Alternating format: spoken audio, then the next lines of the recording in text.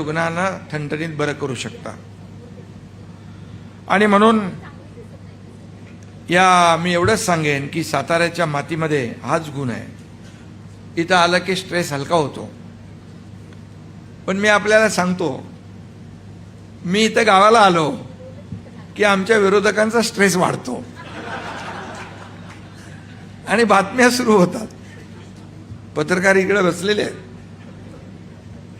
मी माझ्या गावाला यायला मला खूप आवडतं. इथून खाली माझं गाव जवळ आहे, अगदी तापोळ्याजवळ, आणि अतिशय सुंदर गाव आहे.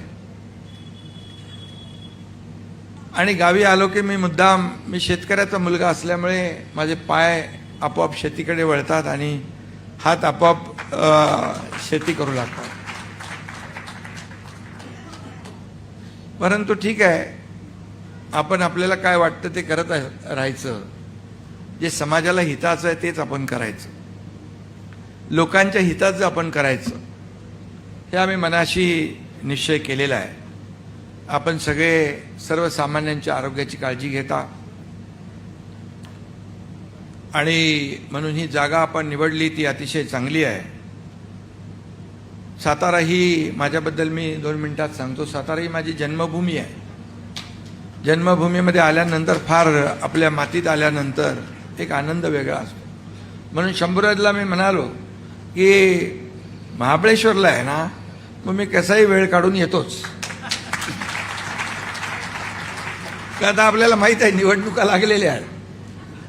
नगरपालिकेची आचारसंहिता सुरू आहे, तर जिल्हा परिषदची होईल, महापालिकेची होईल.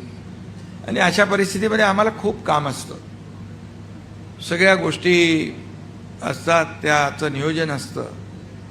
परंतु इथं आल्यानंतर मला खूप आनंद झाला की 1000, 1200, 1500 डॉक्टर या ठिकाणी कॉन्फरन्स त्यांची आयोजित केली आहे.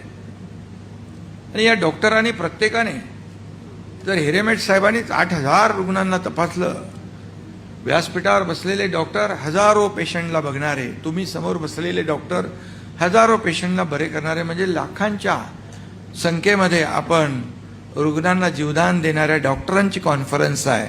या ठिकाणी गेलंच पाहिजे असं मला वाटलं. आणि हेही सांगेन की इथल्या प्रत्येक कणामध्ये परिश्रम आणि समर्पण आणि संस्कार आहेत. आणि म्हणून इथली माणसं, मला कोणीतरी मगाशी कंदीपेढ्याचा बॉक्स दिलाय, इथली माणसं साताऱ्याच्या कंदीपेढ्यासारखी गोड असतात आणि त्यांच्या हृदयात प्रेमाची स्ट्रॉबेरी असते. त्यामुळे याचा प्रत्यय आपल्याला आला असेल, येईलच. मी एवढंच सांगतो, मी या कार्यक्रमाला आलो, उपमुख्यमंत्री पद तर आहेच, परंतु डॉक्टरांशी सातत्याने माझा संपर्क येत असतो.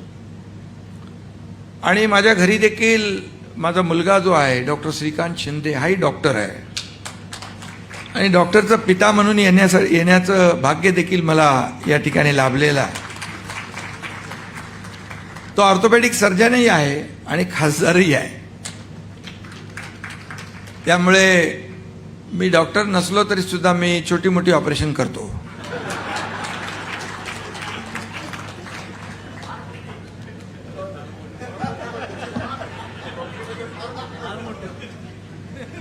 जे महाराष्ट्राला अपेक्षित आहे ते मोठं ऑपरेशन पण मी केलं.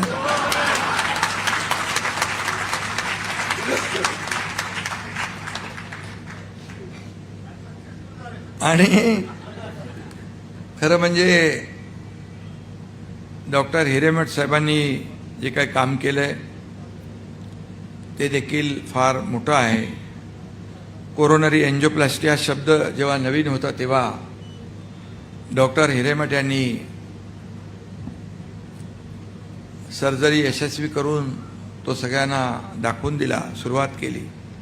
लाईव्ह सर्जरीद्वारे अनेक सर्जन्स आणि डॉक्टरांना देखील त्यांनी ट्रेन केलं. हृदयाचं आरोग्य ठीक ठेवायचं असेल तर जीवनशैली कशी असावी याचं अतिशय उत्तम मार्गदर्शन देखील डॉक्टर हिरेमठ करत असतात. आणि लोकांना नीट समजेल अशा सोप्या भाषेत ते सांगत असतात. त्यांच्या अनेक व्हिडिओ आणि मुलाखती देखील पाहिल्या पाहिजेत आपण सगळ्यांनी, आणि त्याच्या ज्ञानाचा फायदा आणि समाजाला मिळाला पाहिजे. इतरही जे आपले ज्यांना जीवन पुरस्कार मिळाला आहे त्यांना देखील त्यांच्या ज्ञानाचा फायदा देखील समाजाला मिळाला पाहिजे. आणि म्हणून खऱ्या अर्थाने डॉक्टर हिरेमठ एन्जिओप्लास्टीमध्ये निष्णात आहेत. आणि मी मगाशी म्हणालो की किती 8,000 लोकांच्या हृदयाला हात घातला. त्याच्यामध्ये पेशंट आहेत, राजकारणी असतात, सगळे सेलिब्रिटी असतात आणि अनेक नेतेही असतात. शेवटी पेशंट हा पेशंट आहे. आणि मगाशी आपण चित्रफित जी दाखवली त्यामध्ये कोविडचा काळ दाखवला, ऑपरेशन सिंदूरचा काळ दाखवला. कोविड वॉरियर पण पाहिलेत आपण आणि सीमेवर लढणारे जवान देखील आपण पाहिले. मला आठवतंय जेव्हा कोविड झाला तेव्हा एक अनपेक्षित संकट आपल्या राज्यावर, देशावर आलं. आपले देखील परके झाले असा तो आजार होता. आणि त्या काळामध्ये डॉक्टरांनी स्वतःचा जीव धोक्यात घालून हजारो, लाखो, करोडो रुग्णांना जीवदान देण्याचं काम केलं. कितीतरी डॉक्टर कोविडमुळे बाधित झाले. काही लोकांना आपला जीव गमवावा लागला.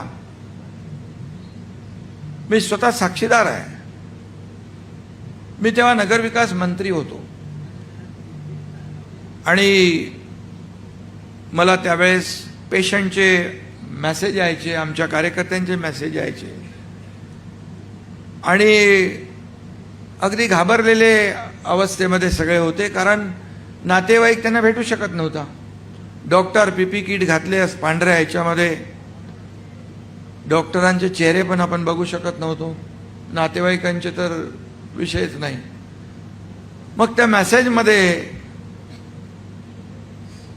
आमचे कार्यकर्ते लिहायचे, मी, माझी आई, माझी बहीण, अख्खं कुटुंब बाधित झालंय आणि याच्यातून मी बाहेर येईन की माहीत नाही, मला एकदा येऊन भेटून जा. खरं म्हणजे अशा परिस्थितीमध्ये मला डॉक्टर सांगायचे की हे जाणं घातक आहे. शेवटी माझ्या मनामध्ये एक प्रश्न निर्माण व्हायचा, खरंच त्यांनी मला जो मेसेज पाठवला आहे आणि त्याप्रमाणे जर काही त्याचं बरं वाईट झालं तर माझ्या आयुष्यामध्ये जीवनभर माझ्या मनामध्ये रुखरुख आणि